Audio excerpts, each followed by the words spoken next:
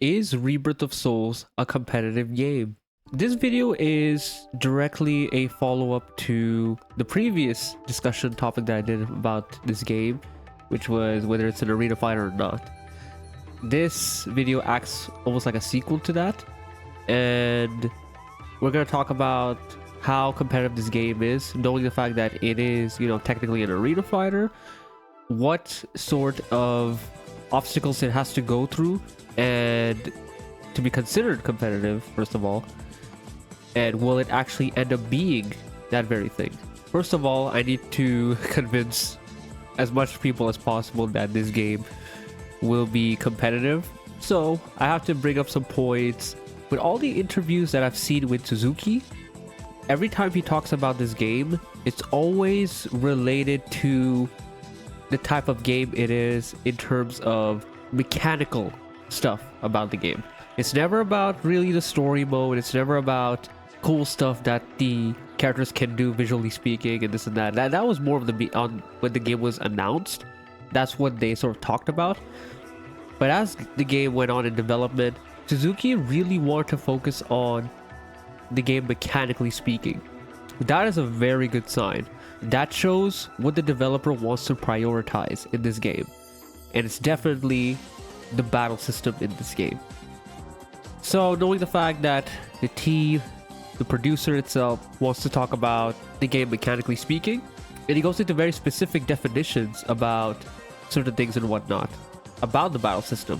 Besides the producer having a certain focus on the game, we're going to talk about also everything that we've seen so far in the gameplay videos.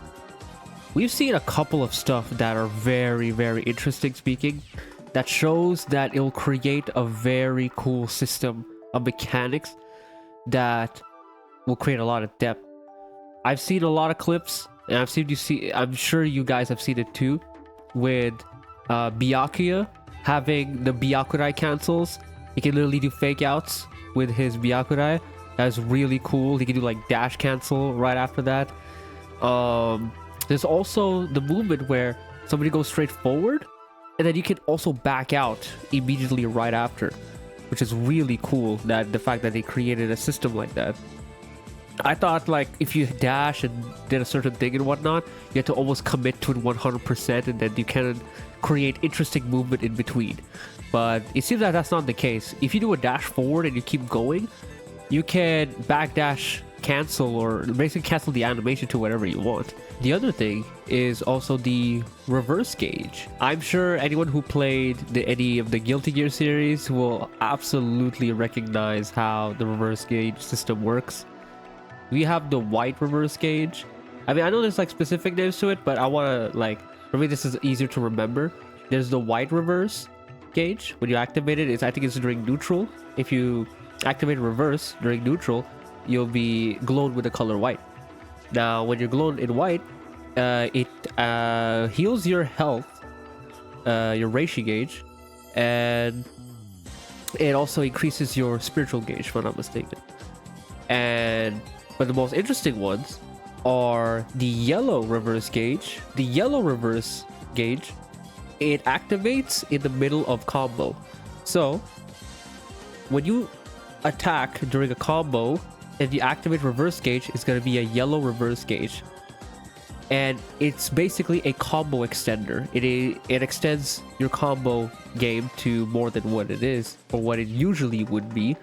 So it similarly acts to Roman cancel and Guilty Gear Strive, already most of the Guilty Gear games. So it's very, very similar to that. The blue reverse is when you're getting comboed, you can activate reverse gauge and you will shine blue, and it's a combo breaker similar to burst in Guilty Gear Strive. I am surprised of how much similarities there is between this game and Guilty Gear Strive, especially in terms of those mechanics. It's so onto the dot. I'm curious if this was their inspiration. It's almost to a T the same. I'm sure you can call somebody out with blue reverse and punish them, or hopefully you can do that. If they do that, that's going to be amazing. You're comboing somebody and you're like, oh my gosh, bait out the blue reverse, and then they activate it, and I hope there's like end lag or during a block or some way to punish that. That would be so sick if you can do that. Yellow reverse gauge, I'm probably gonna be using that shit all the time, honestly. I love me some combo extenders, I love me some long combos. I'm the type of player to be using that a lot. These sort of mechanics create a very unique metagame. Another thing that I'll quickly get over is the movement of like the fact that it's 8-way movement. I already talked about it in the previous video, and I think it's common knowledge at this point that the movement in this game is not going to be like other arena fighters whatsoever. It's going to be similar to other fighting games. So I think everyone pretty much knows this. It already creates a different sort of style of game, a more serious game, you could say. Now, with all of this stuff, all these mechanical stuff that they showed, it's clear that they want this to be something very specific. Why did they go with 360 motion with the inputs for the game? I think they're doing something very intentional here. The goals of the developers with this game seems to be genre defining. I know for the FGC, when they see this game on a surface level, they would already call it off completely. Anyone from the FGC watching this, please give this game a chance, because I know from the look of it, on a very surface level, it might look like any other arena fighter that you've seen or played, but understand with all the mechanics that this game has, please give it a chance.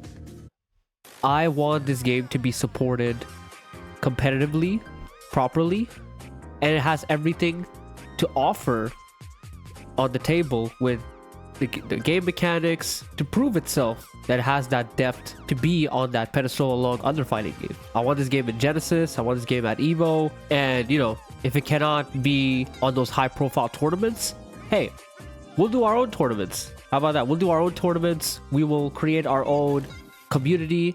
I'm sure it will start off that way, but at the end of the day, we will try to convince as much as possible that this game is worth it, and slowly expand from there as much as we can, and let people know that this game is worth going that route, the competitive route. Anyways, hope you guys enjoyed, and see you guys on the next one. See ya.